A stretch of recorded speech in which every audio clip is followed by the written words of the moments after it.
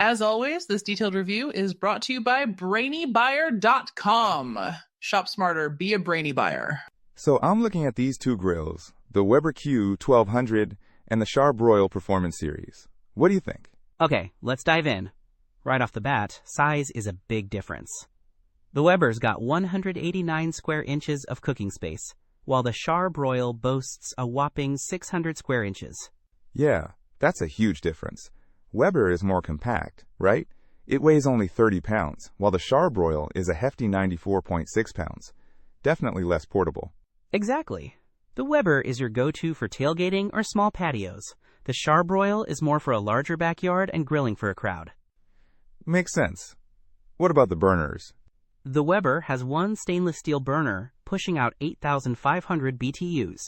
The Char-Broil has 3 burners totaling 34,000 BTUs, plus a 10,000 BTU side burner.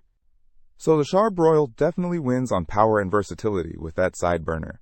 I can make sauces while grilling. Totally! And the Char-Broil uses Tar-U infrared cooking, which they claim prevents flare-ups and cooks food more evenly and juicier.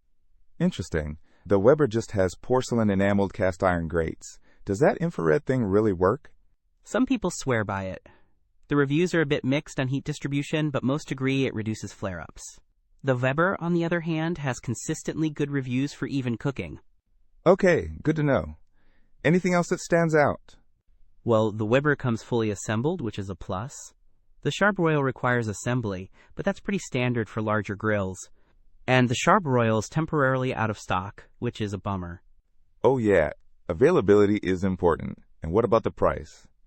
The Weber is around $259. I couldn't find the exact price for the Char-Broil since it's out of stock, but similar models are usually in the same ballpark, maybe a bit more. Okay. So smaller and portable with consistent heat, or larger with more power and a side burner? Tough choice. Yeah, it really depends on your needs. If you need something easy to move around and don't grill for huge groups, the Weber seems solid. If you want more space and the ability to cook side dishes, the Char-Broil might be worth waiting for. Don't miss out on our next in-depth review to help you make smarter purchasing decisions. Hit that subscribe button and the notification bell so you're always in the know.